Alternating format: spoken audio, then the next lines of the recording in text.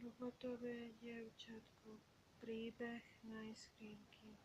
Život nie je také ľahké, ako iní myslia. Ja sa volám Najskrinka Styčová a toto je môj príbeh.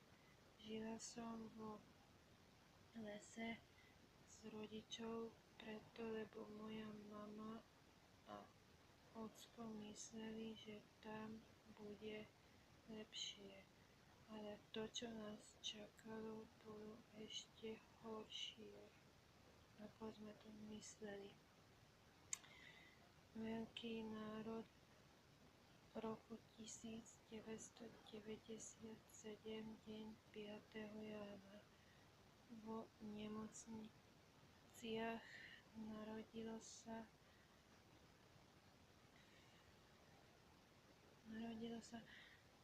dve malé dievčatka. Moja mama a ocko tak rozhodli, že nás rozdelia od seba. Moja mama stavil sa so svojimi kamoškami,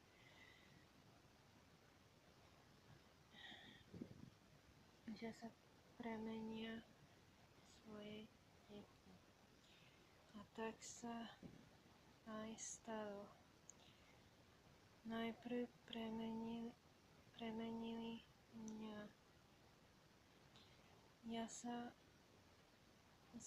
premenila na svetomodré upírku a dostala som meno